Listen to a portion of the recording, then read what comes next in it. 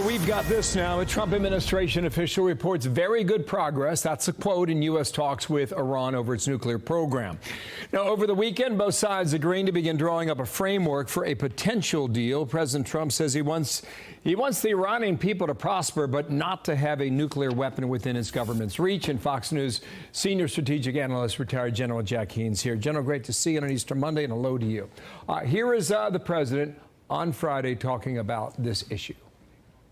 I'm for stopping Iran, very simply, from having a nuclear weapon. They can't have a nuclear weapon. I want Iran to be great and prosperous and terrific. I stopped them once they were broke and they didn't have any money for Hamas. They didn't have any money for Hezbollah. There wouldn't have been an October 7th disaster. They were broke. So the second half of that answer is very telling, because that's the modern day right now, and that's the condition Iran finds itself in. Do you see the possibility of a significant breakthrough here, General? Yeah, I think there may be some kind of a deal in the making here, but I think many of us who are watching this have some real concerns, because Iran in 2025 is not the Iran in 2015 when that first nuclear deal was put together. And what the difference is that Iran has the capability to manufacture advanced centrifuges, which can enrich uranium from 0 to weapons grade in just a matter of weeks.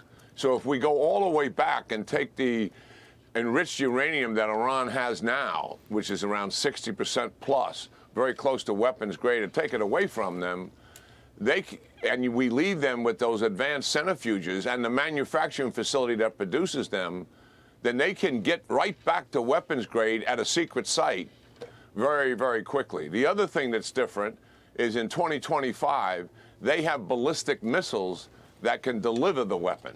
So those things are what needs to be focused on in terms of making certain that Iran doesn't have a nuclear weapon.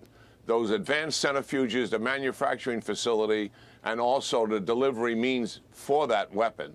And remains to be seen what's going to be in this deal. And obviously, we don't know what the negotiating terms are, but we'll eventually find out. And certainly, the president is right. They shouldn't have a nuclear weapon.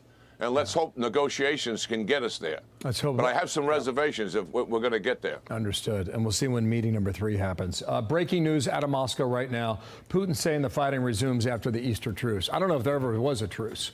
Depends on whom you listen to. Here's what the president said on Truth Social yesterday. He said hopefully Russia and Ukraine make a deal this week. Both will then start to do big business with the United States of America, which is thriving, and make a fortune. Meanwhile, you got Marco Rubio on Friday. He was in Paris and said this about the possibility. From the U.S. perspective, we've spent 3 years, billions of dollars supporting the Ukrainian side, and but now we've reached a point where we have other things we have to focus on. We're prepared to be engaged in this as long as it takes, but not indefinitely, not without progress. So many have interpreted that on its face, suggesting the U.S. with withdrawal from these peace negotiations. Do you see that happening? Well, that is a possibility. I think what has happened is the United States has put together a peace proposal and provided it to Ukraine and also to Russia. And I know that the United States team will meet with the Ukrainians on Wednesday in London to get their response. I don't know when the meeting will take place with Russia to get their response to the United States peace proposal. But I'm convinced I'll take the president and Secretary Rubio at face value here. If there is no accommodation to that peace proposal, if the Ukrainians reject it, if the Russians reject it, it's likely the United States will do what they just said. They're going to pull away. What I suspect will happen is the Russians for sure will reject it, because they couldn't even abide by their own initiated ceasefire on Easter Sunday. There were hundreds of violations. They have not agreed to a temporary ceasefire of 30 days, which the Ukrainians have obviously agreed to. So I think on the face of it, it's likely the Russians will reject it. I don't know what Zelensky and team will do, but there's likely things in that proposal that they would accept.